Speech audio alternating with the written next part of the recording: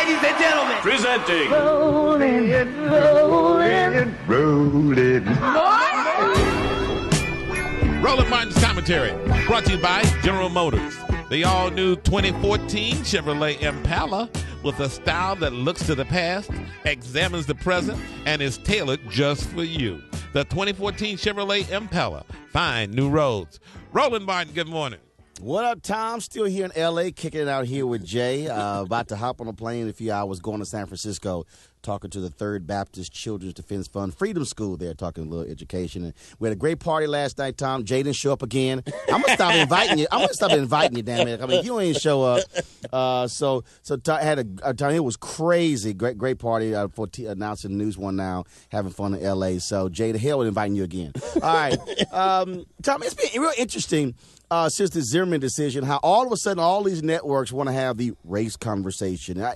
I'm sick of people even asking the question, isn't it time to have a discussion on race? Y'all ain't even doing it right. And then you got Bill O'Reilly acting a fool on Fox, like all of a sudden is Mr. Civil Rights Leader. So I reached out to Eric Deggans, television critic, Tampa Bay Times, to get his assessment on this so-called discussion, this renewed discussion on race. He joins us right now. Hey, Eric, you're out here in L.A. for the Television Critics Association.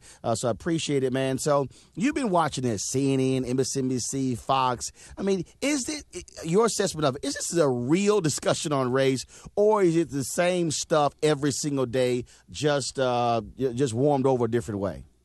Well, one of the things I've said in my book, Race Baiter, we talked about earlier on the show, when you try to have this discussion in conflict, I mean, everybody's upset about the Zimmerman decision. Everybody's entrenched in their positions.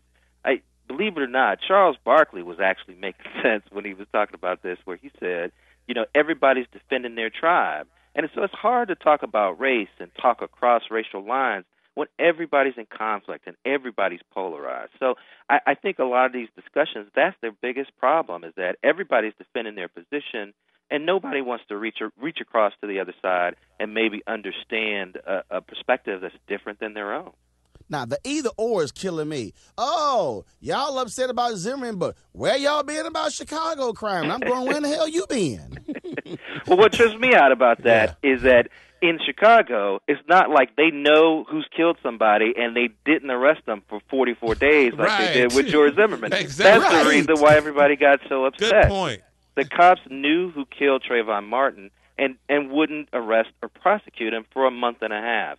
And people want to gloss over that fact. But again, people are trying to prove their positions. They're not trying to understand how other people feel about it.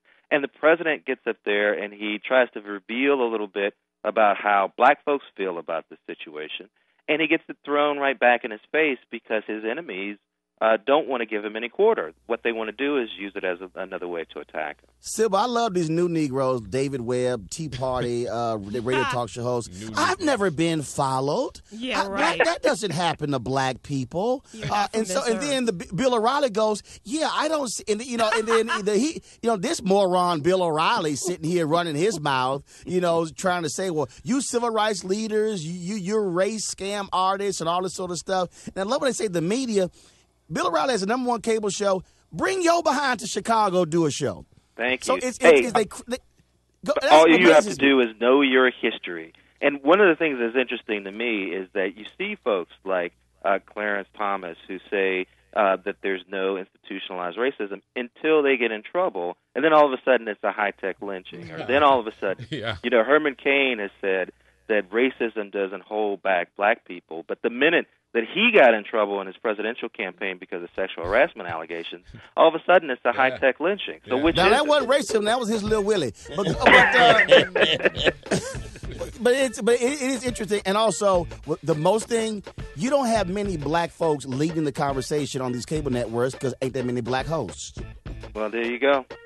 Just another interesting point. Host. Yeah, host. Use your T's. Yeah. Use your T's. Yes, host. not host with an S. Yeah. Okay. Yes. So anyway, it's very interesting. But again, it's drama there. But, I say keep them in check. And black folks, don't get bothered by the fools like Hannity and O'Reilly who say we shouldn't be mobilizing and organizing. Keep doing what we doing. All right. Eric Deggans, we appreciate it, man. Thanks a bunch. Thanks for having me. And I went to the party. So yes, you were at the party. Yes, we appreciate it. Yeah, thank you, Jay. Appreciate it, Jay.